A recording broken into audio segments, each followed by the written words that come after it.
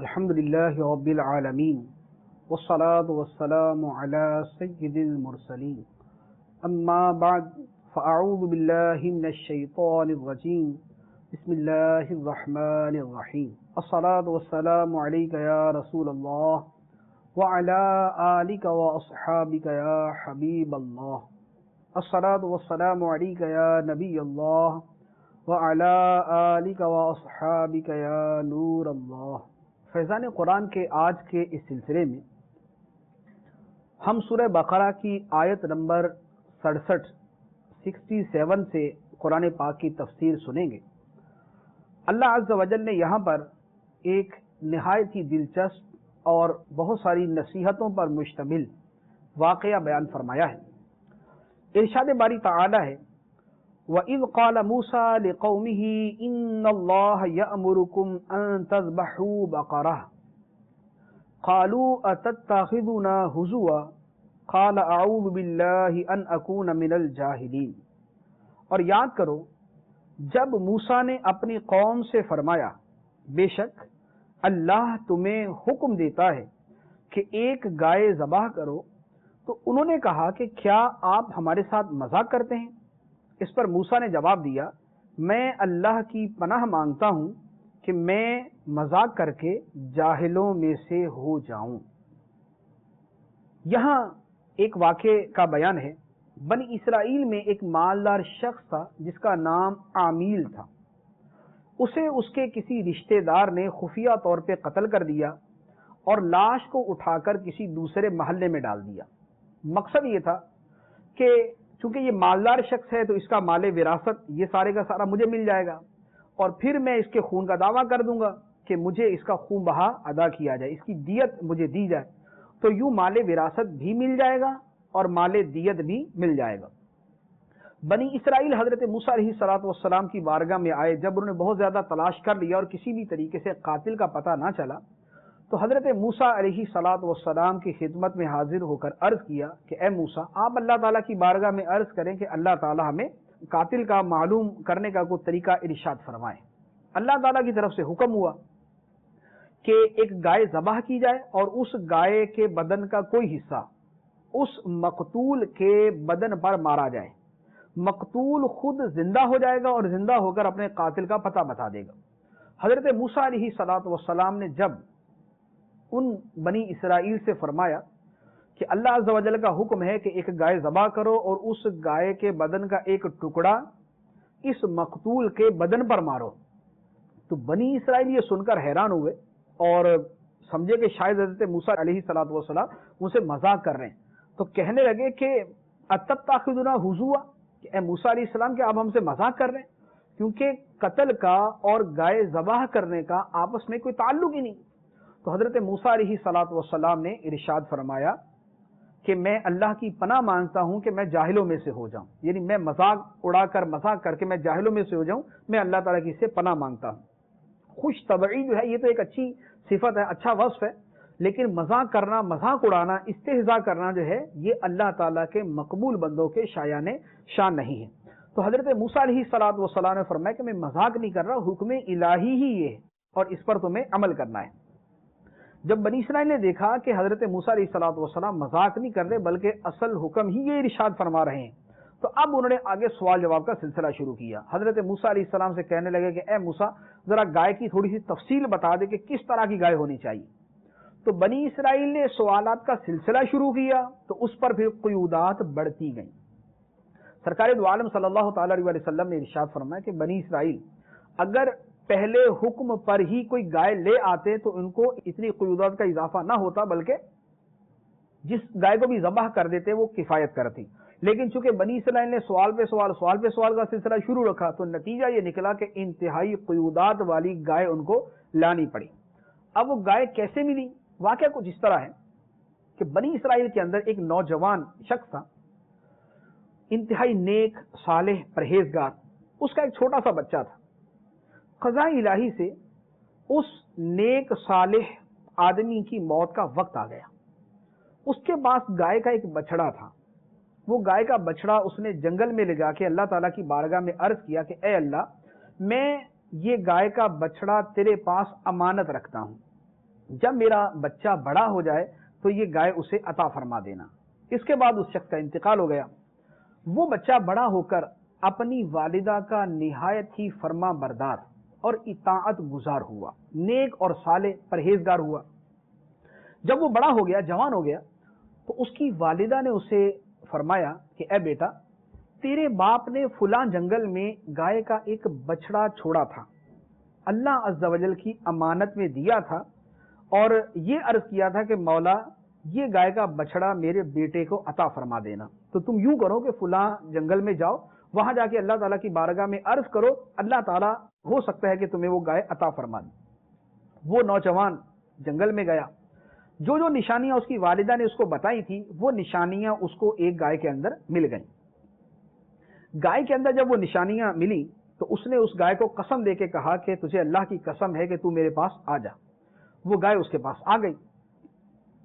جب وہ گائے اس کے پاس آئی، وہ گھر لے کے آیا، اس کی والدہ نے کہا کہ بیٹا اس کو بازار میں جا کے بیچ دو اور اسے 3 دینار کے اندر بیچ دینا، لیکن جب سودا طے ہو جائے تو طے ہونے کے بعد دوبارہ میرے پاس ایک مرتبہ آ کے پھر مجھ سے مشورہ کر لینا۔ وہ نوجوان اس گائے کو لے کر بازار میں گیا۔ بازار میں اسے ایک آدمی ملا۔ اس آدمی نے کہا کہ میں تم سے یہ گائے 6 دینار میں خریدتا ہوں۔ 3 دینار کی گائے بکتی تھی ان دنوں میں، اور اس آدمی نے کہا کہ میں تم سے 6 دینار کے اندر یہ گائے خریدتا ہوں، لیکن شرط یہ ہے کہ تم اپنی والدہ سے مشورہ نہیں کرو گے۔ اس نوجوان نے کہا کہ مجھے یہ قبول نہیں، میری والدہ نے مجھے حکم دیا تھا کہ مجھ سے مشورہ کرنا، میں ان سے مشورہ کر کے بیچوں گا اگرچہ تم مجھے دگنی قیمت دے رہے ہو۔ وہ نوجوان گھر آیا، اپنی والدہ سے اس نے دوبارہ کہا کہ ایک شخص مجھے ملا ہے 6 دینار میں گائے خرید رہا، آپ کا کیا مشورہ ہے؟ تو والدہ نے کہا کہ بیٹا 6 دینار میں بیچ دو اس کو، لیکن اگر دوبارہ اس سے سودا ہو تو پھر دوبارہ ایک مرتبہ مجھ سے مشورہ کر لینا۔ وہ نوجوان اگلے دن پھر بازار گیا، وہی آدمی اس کو دوبارہ ملا۔ اس آدمی نے کہا کہ بیٹا میں تم سے یہ گائے 12 دینار میں خریدتا ہوں، 6 کی جگہ 12 دینار میں خریدتا ہوں، لیکن شرط یہ ہے کہ اپنی والدہ سے مشورہ نہیں کرنا۔ اس نوجوان نے کہا کہ میری والدہ کا حکم ہے، میں اپنی والدہ کی نافرمانی نہیں کروں گا۔ چنانچہ دوبارہ گھر آ گیا، پھر اپنی والدہ کو آ کے بتایا کہ ایک آدمی ملا تھا اور اس نے مجھے کہا کہ 12 دینار میں خریدنے کو تیار ہوں، شرط یہ ہے کہ اپنی والدہ سے مشورہ نہیں کرنا۔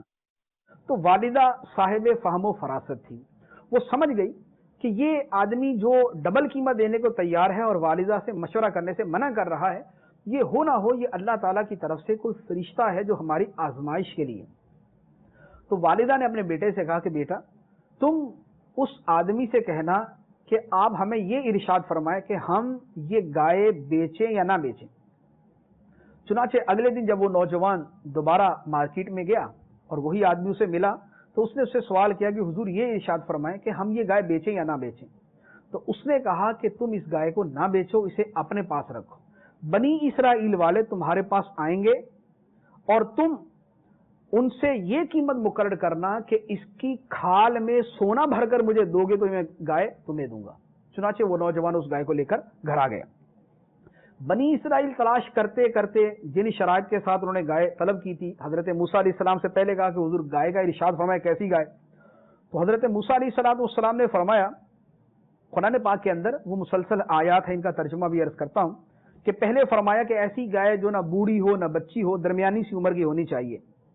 تو پھر انہوں نے کہا کہ نہیں حضور ہمیں کچھ مزید بتائیں کہ گائے کا رنگ کیسا ہونا چاہیے۔ تو حضرت موسیٰ علیہ السلام نے فرمایا کہ پیلے رنگ کی گائے ہو جس کا رنگ بہت گہرا ہو اور دیکھنے والوں کو خوشی محسوس ہو۔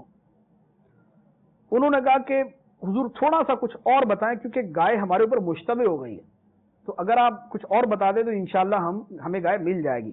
تو حضرت موسیٰ علیہ السلام نے فرمایا کہ ایسی گائے جس سے نہ خدمت لی گئی ہو، نہ اس نے زمین میں ہل چلایا ہو، نہ اس نے کھیتی کو پانی دیا ہو، بالکل بے عیب ہو اور اس کے بدن پر کوئی داغ نہ ہو۔ اب جب یہ ساری شرطیں بیان کی تو بنی اسرائیل والے تلاش کرتے کرتے اسی نوجوان کے ہاں پہنچ گئے۔ اس نوجوان سے جا کے کہا کہ ہمیں جو ہے وہ آپ یہ گائے بیچ دیں۔ تو نوجوان نے کہا کہ اس کی قیمت ادا کر دو، میں تمہیں گائے دے دوں گا۔ اس نوجوان نے وہی فرشتے کی بتائی ہوئی قیمت لگا دی کہ اس کی کھال میں سونا بھر کر مجھے دو تو میں یہ گائے تمہیں بیچوں گا۔ بنی اسرائیل کو مجبور ہو کر وہی قیمت ادا کرنی پڑی اور اس کے بدلے میں وہ گائے لے کر آئے۔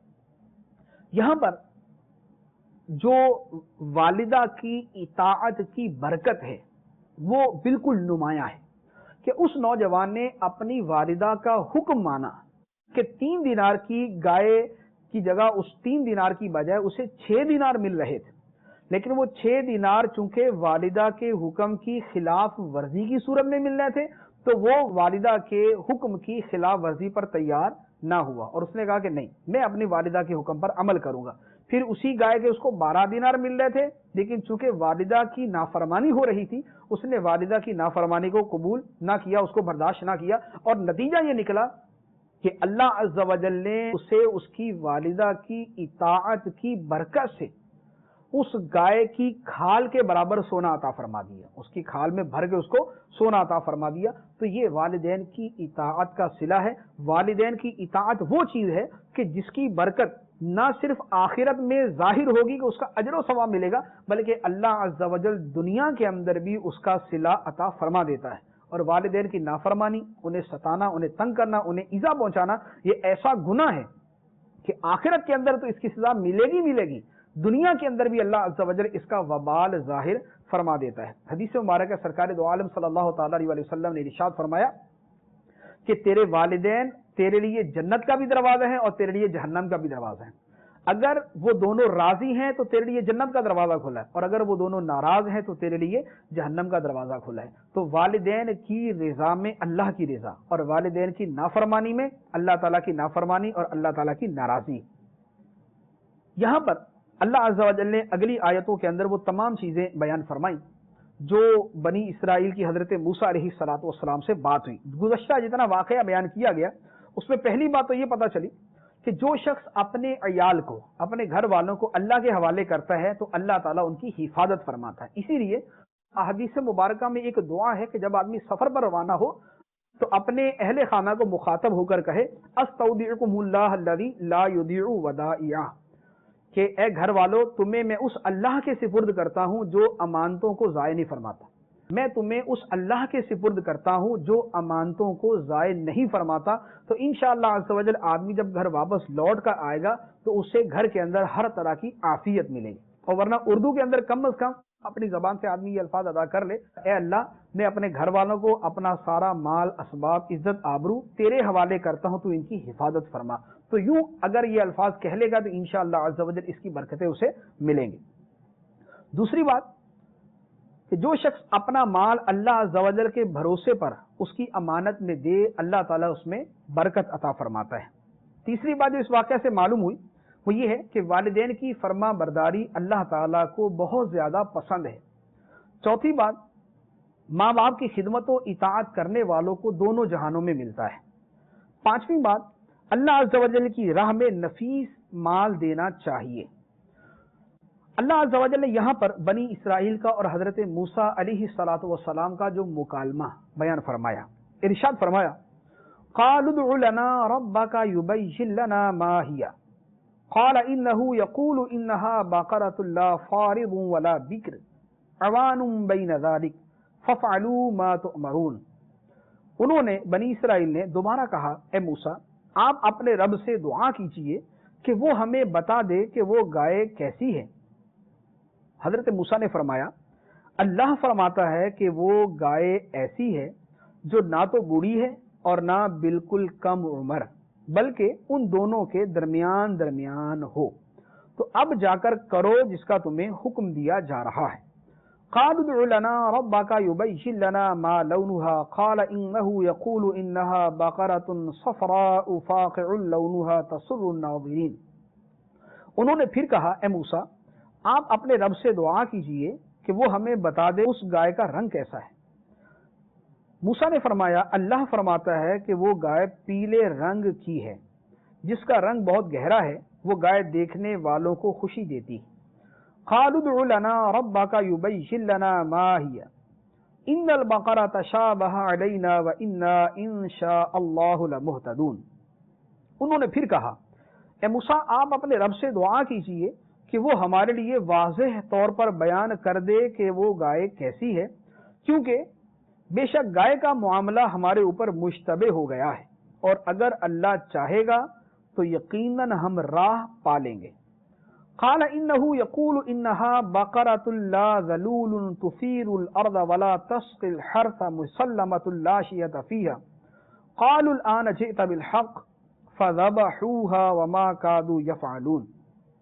موسیٰ نے فرمایا، اللہ فرماتا ہے کہ وہ ایک ایسی گائے ہے جس سے یہ خدمت نہیں لی جاتی کہ وہ زمین میں ہل چلائے اور نہ وہ کھیتی کو پانی دیتی ہے، بالکل بے عیب ہے، اس میں کوئی داغ نہیں۔ یہ سن کر انہوں نے کہا کہ اب آپ بالکل صحیح بات لائے ہیں۔ پھر انہوں نے اس گائے کو ذبح کیا حالانکہ وہ ذبح کرتے معلوم نہ ہوتے تھے۔ یعنی بنی اسرائیل کے بارے میں فرمایا کہ مسلسل ان کے سوالات اس لیے تھے کہ ان کو گائے ذبح نہ کرنی پڑے، کیونکہ اس کا نتیجہ یہ نکلتا کہ آخر میں جا کے جب قاتل کا پتہ چلتا تو ان کو رسوائی اور شرمندگی کا سامنا کرنا پڑتا۔ تو ان کے یہ مسلسل سوال جواب بار بار پوچھنے سے لگتا یہ تھا کہ وہ گائے ذبح کرنے کا ارادہ نہیں رکھتے۔ اللہ عز و جل ارشاد فرماتا ہے وَإِذْ قَتَلْتُمْ نَفْسًا فَادَّارَأْتُمْ فِيهَا وَاللَّهُ مُخْرِجٌ مَا كُنْتُمْ تَكْتُمُونَ، اور یاد کرو جب تم نے ایک شخص کو قتل کر دیا پھر اس کا الزام کسی دوسرے پر ڈالنے لگے، حالانکہ اللہ ظاہر کرنے والا تھا اس کو جسے تم چھپا رہے تھے۔ یہ اس واقعے کی ابتدا ہے کہ جب ایک کو قتل کیا اور پھر ایک دوسرے کے اوپر اس کا قتل ڈالنے لگے تو اللہ عز و جل اس بات کو ظاہر فرما دیا جس کو وہ چھپا رہے تھے۔ تو یہ اس واقعے کی ابتدا کی طرف اشارہ ہے۔ اس کے بعد فرمایا فَقُلْنَا اضْرِبُوهُ بِبَعْضِهَا كَذَلِكَ يُحْيِي اللَّهُ الْمَوْتَى وَيُرِيكُمْ آيَاتِهِ لَعَلَّكُمْ تَعْقِلُونَ۔ تو ہم نے فرمایا کہ اس مقتول کو اس گائے کا ایک ٹکڑا مارو، اس طرح اللہ مردوں کو زندہ کرے گا اور وہ تمہیں اپنی نشانیاں دکھاتا ہے تاکہ تم سمجھ جاؤ۔ چنانچہ نتیجہ یہ ہوا کہ بنی اسرائیل نے گائے کو ذبح کیا اور اس کے بدن کا ایک ٹکڑا لے کر اس مقتول کو مارا۔ وہ مقتول زندہ ہو کر بیٹھ گیا اور اس کے حلق سے خون کا فوارہ جاری تھا، اور اس نے بتا دیا کہ مجھے میرے فلاں رشتہ دار نے قتل کیا ہے۔ چنانچہ اس کا نتیجہ یہ ہوا کہ قصاص کے اندر پھر اس قاتل کو قتل کیا گیا اور یوں جو ہے یہ سارا معاملہ مکمل ہوا۔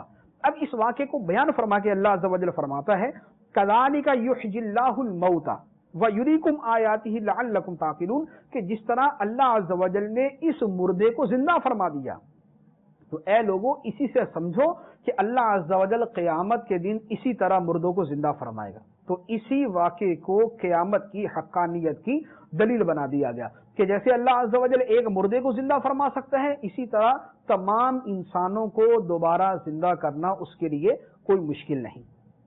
اس کے بعد اللہ عز و جل نے بنی اسرائیل کے قلب کے مختلف احوال بیان فرمائے۔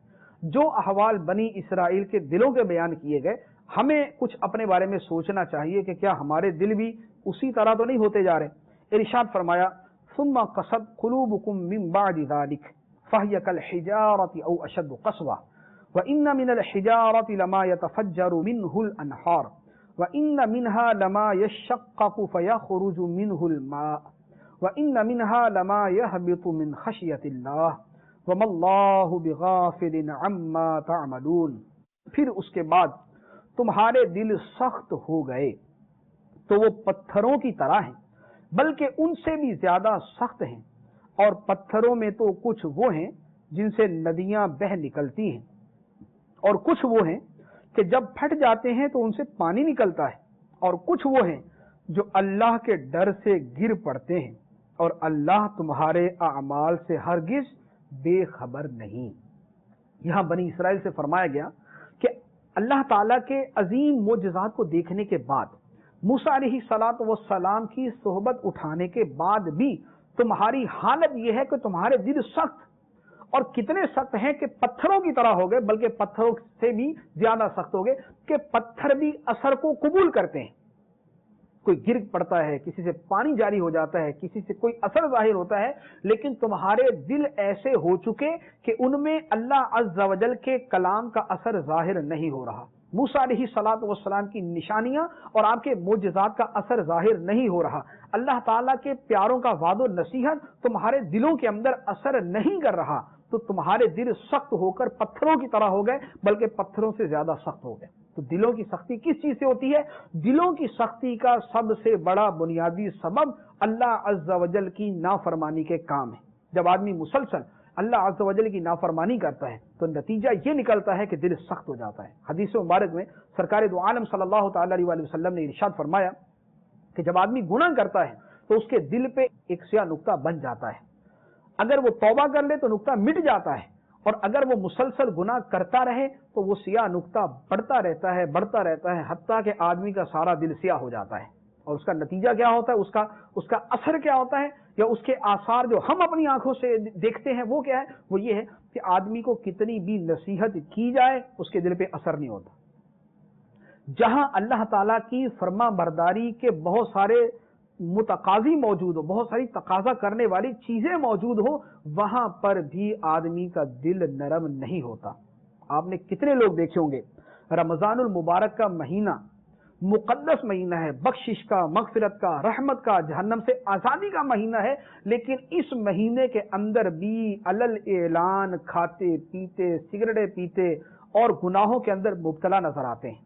آپ نے خود اپنی آنکھوں سے دیکھا ہوگا، میں نے کئی مرتبہ دیکھا ہے، قبرستان کے اندر قبروں کے درمیان بیٹھ کر تاش کھیلتے ہوئے۔ تو قبروں کے درمیان بیٹھ کر اگر کوئی تاش کھیل رہا ہے، جس کو قبروں کو سرکار دو عالم نے کیا فرمایا کہ میں تمہیں قبرستان جانے سے منع کرتا تھا، اب تمہیں حکم دیتا ہوں، اب تمہیں اجازت دیتا ہوں، کیونکہ یہ آخرت کی یاد دلاتی۔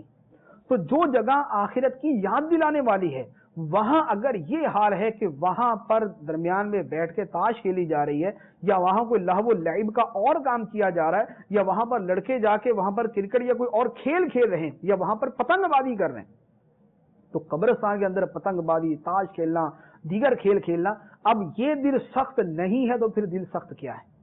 اسی طرح بوڑھا ہو جانا یہ مرنے کے قریب پہنچنے کی علامت ہے۔ یہ جو آدمی بوڑھا ہو گیا اب اس نے مرنا ہی ہے، دوبارہ اس نے نہ تو بچہ بننا نہ اس نے جوان ہونا ہے۔ جب بوڑھا ہو گیا اب اس کا پتہ ہے کہ اس کو مرنا ہے، قبر میں اترنا ہے، لیکن وہی بوڑھے چوک کے اوپر بیٹھے ہوئے تاش کھیل رہے ہیں، وہی بوڑھے ایک جگہ بیٹھے ہوئے گناہوں کے اندر مبتلا ہیں۔ تو اب بڑھاپے کے باوجود دل میں اللہ عز و جل کی رضا کے کاموں کی طرف جانے کا جذبہ پیدا نہ ہو تو یہ دلوں کا مردہ ہونا نہیں تو کیا ہے۔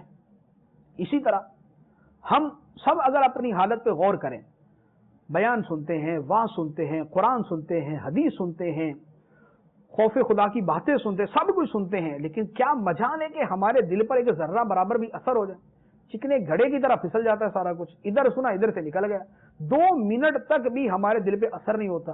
کتنی وعد و نصیحت سنتے، جو نماز نہیں پڑھتا وہ 1000 سن لے نماز کے فضائل لیکن پھر بھی نماز نہیں پڑھے گا، جو روزے نہیں رکھتا 1000 سن لے روزہ چھوڑنے کی مصمتیں اور اس کی وعیدیں لیکن پھر بھی وہ روزہ رکھنے کی طرف نہیں آئے گا۔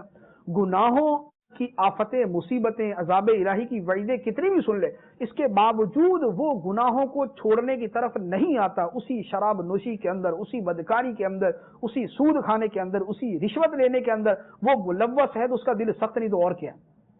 افسر اپنے آفس میں بیٹھا ہوا، سامنے حدیث مبارکہ لکھ کے لگائی ہوئی ہے، الراشی والمرتشی کلاہما فی النار، رشوت دینے والا لینے والا دونوں جہنمی ہیں، سامنے لکھ کر لگائی ہوئی، روزانہ دیکھ رہا ہے، اس کے باوجود رشوت لیتے ہوئے سے کوئی شرم، کوئی خوف، کوئی ڈر محسوس نہیں ہو رہا، تو اس کا دل مردہ نہیں ہو چکا تو کیا ہے، اس کا دل پتھر کی طرح نہیں ہو چکا تو کیا ہے۔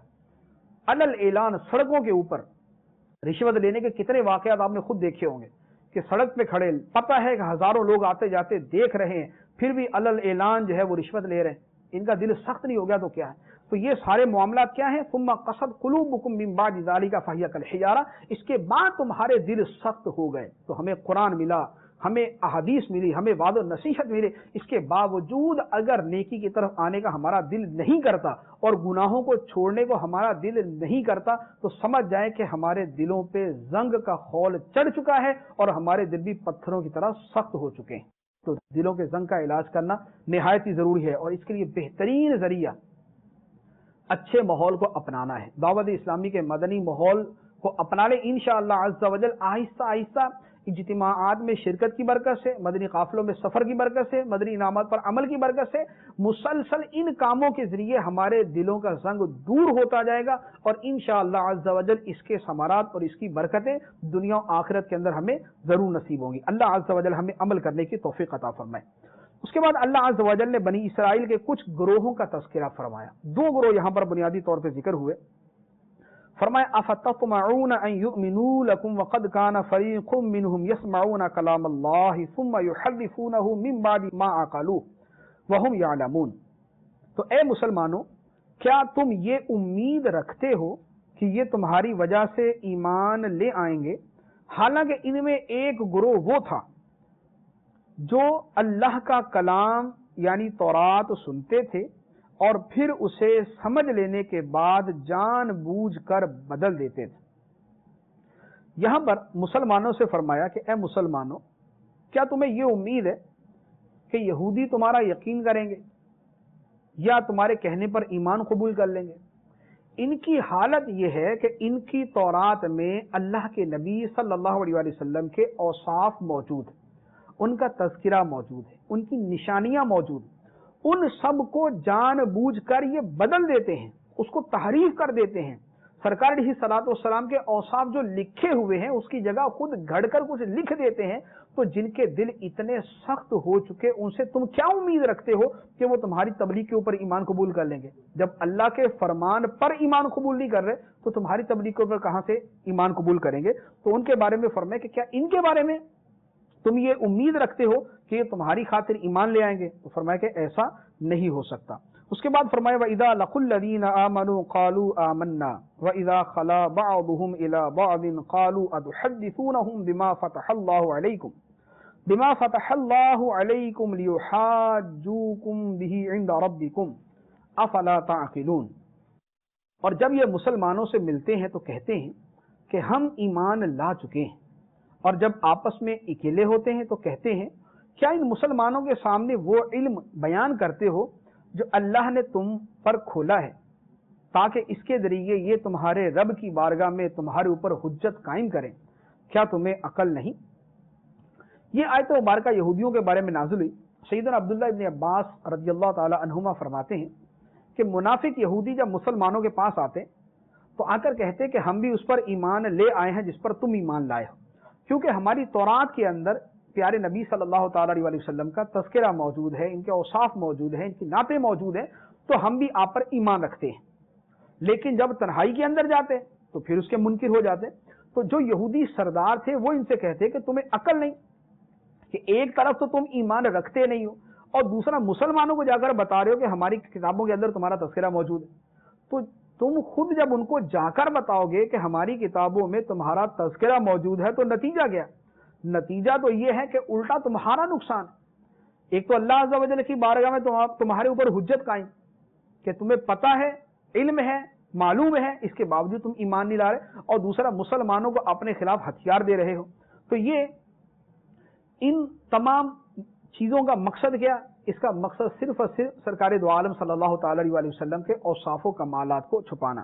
اللہ عز و جل ان کے بارے میں ارشاد فرماتا ہے اولا یعلمون ان اللہ یعلم ما یسرون وما یعلنون.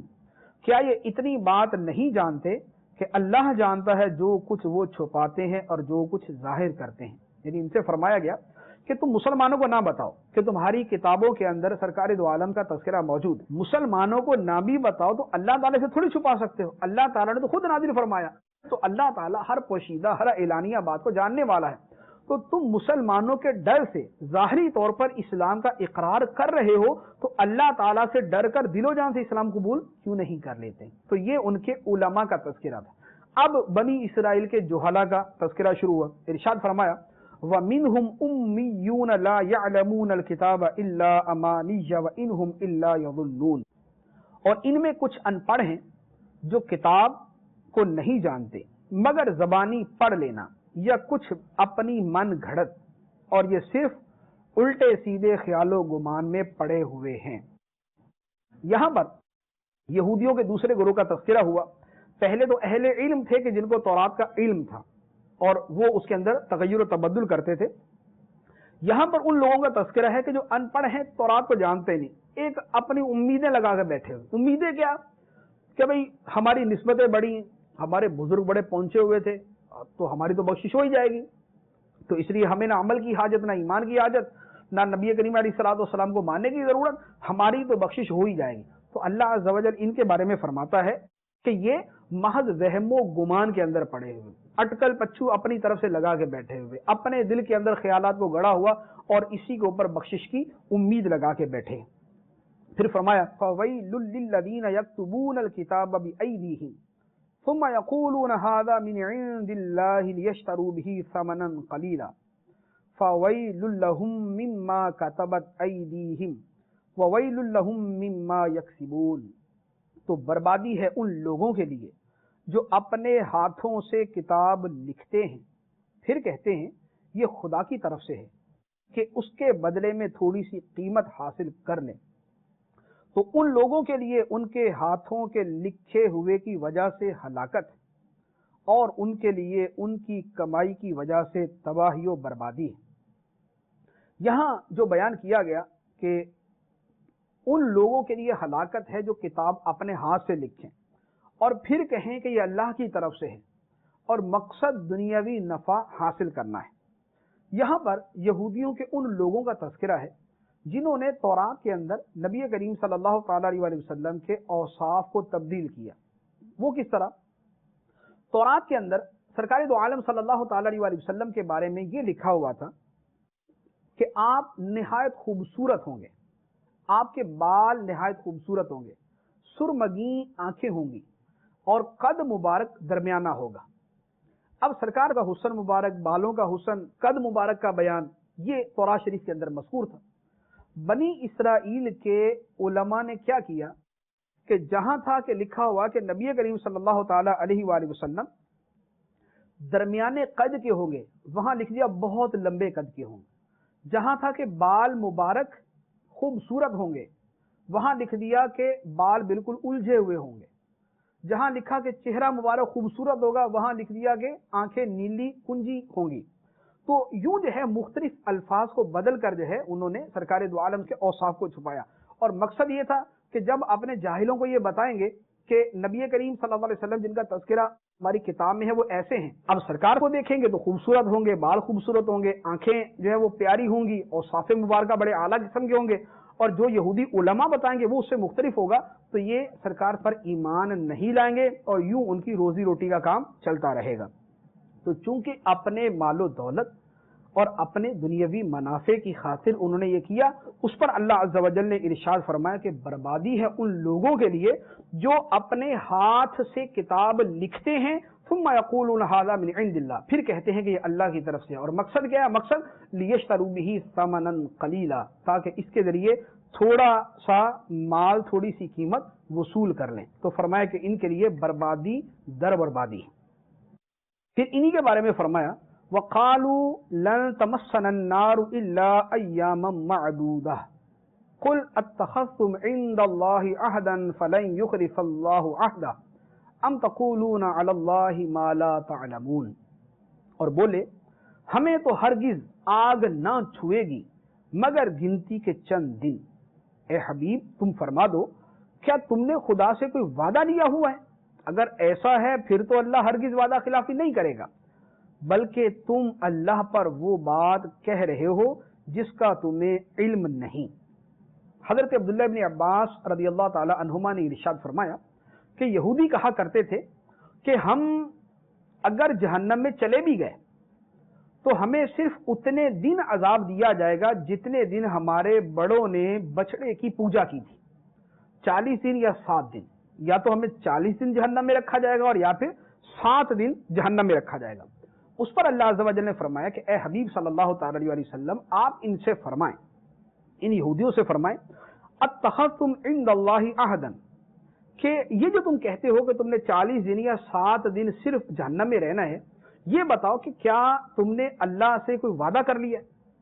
اگر تو اللہ تعالیٰ نے تم سے کوئی وعدہ کیا ایسا کہ تمہیں 7 یا 40 دن سے زیادہ جہنم میں نہیں رکھے گا، تو پھر تو اللہ تعالیٰ اپنے وعدے کی خلاف ورزی نہیں کرے گا، لیکن ایسا ہے نہیں۔ کیا ہے؟ ام تقولون علی اللہ ما لا تعلمون، بلکہ اللہ پر تم وہ بہتان مانتے ہو جس کا تمہیں علم نہیں، کہ نہ یہ تورات میں آیا، نہ یہ حضرت موسیٰ علیہ السلام نے فرمایا، نہ یہ کسی اور نبی نے فرمایا، صرف اپنے من گھڑت خیالات کو تم یہ کہتے ہو، اپنی امیدوں کو تم یہ کہتے ہو کہ ہمیں صرف اتنے دن عذاب دیا جائے گا، اور پھر فرمایا کہ اللہ کا قانون یہ نہیں کہ کسی کو 7 دن یا 40 دن جہنم میں رکھے، اللہ کا قانون یہ ہے کہ جس نے گناہ کیا اور اتنا گناہ کیا کہ اس کے گناہوں نے اس کا احاطہ کر لیا تو وہ جہنم میں داخل ہوگا اور ہمیشہ ہمیشہ جہنم میں رہے گا۔ گناہوں کا احاطہ کر لینا کیا ہے؟ اگلی آیت میں اللہ عز و جل ارشاد فرماتا ہے بلا من کسب سیئۃ واحاطت به خطیئته فاولئک اصحاب النار هم فیہا خالدون۔ کیوں نہیں جس نے گناہ کمایا اور اس کی خطا نے اس کا گھیراؤ کر لیا تو وہی لوگ جہنمی ہیں، وہ ہمیشہ اس میں رہیں گے۔ تو جس آدمی نے گناہ کیا اور ایسا گناہ کہ اس کے گناہ نے اس کو گھیر لیا، یہاں پر دو چیزیں، ایک تو یہ ہے کہ ہمیشہ کے لیے جہنم میں جانا، جو یہاں پر بیان ہوا ہم فیہا خالدون، وہ ہمیشہ جہنم میں رہیں گے۔ یہ کون لوگ ہیں؟ یہ وہ ہیں کہ جنہوں نے گناہ کمایا اور ان کی خطا نے انہیں گھیر لیا۔ خطا کا گھیرنا کیا ہے؟ وہ یہ ہے کہ آدمی کفر کا ارتکاب کرے۔ جس نے کفر کا ارتکاب کیا اس کی خطاؤں نے اس کو گھیر لیا۔ اور جو مسلمان ہے اگرچہ وہ کتنا ہی گناہ گار ہو لیکن چونکہ اس کے پاس ایمان کی نیکی موجود ہے، اس کے پاس ایمان کی نیکی موجود ہے تو اس کی خطاؤں نے اس کا گھیراؤ نہیں کیا کہ ایمان کی نیکی ابھی باقی ہے، تو لہذا جو مسلمان ہے اس پر یہ وعید صادق نہیں آئے گی من کسب سیئۃ واحاطت به خطیئته، کہ جس نے گناہ کمایا اور اس کی خطا نے اس کا گھیراؤ کر لیا۔ یہ کافر کے بارے میں۔ مسلمان کا چونکہ کتنا بھی گناہ گار ہو، اس کا ایمان اگر محفوظ ہے تو ایک عظیم ترین نیکی اس کے پاس موجود ہے، لہذا وہ ہمیشہ کے لیے کبھی جہنم میں داخل نہیں ہوگا۔ اگر اپنے اعمال کی وجہ سے اس کو جہنم میں جانا بھی پڑا تو سزا بھگتنے کے بعد دوبارہ اللہ عز و جل کے فضل و کرم سے اور سرکار دو عالم صلی اللہ تعالی علیہ وآلہ وسلم کی شفاعت سے وہ دوبارہ جنت میں ہی داخل ہوگا۔ اللہ عز و جل ایمان والوں کے بارے میں فرماتا ہے والذین آمنوا وعملوا الصالحات اولئک اصحاب الجنۃ هم فیہا خالدون، اور جو ایمان لائے اور اچھے کام کیے وہ جنت والے ہیں، انہیں ہمیشہ اس میں رہنا ہے۔ اللہ عز و جل ہمیں کفر سے، شرک سے، اپنی نافرمانی کے کاموں سے، چھوٹے بڑے تمام گناہوں سے محفوظ فرمائے، اپنے فرما بردار بندوں میں داخل فرمائے، آمین بجاہ النبی الامین صلی اللہ تعالی علیہ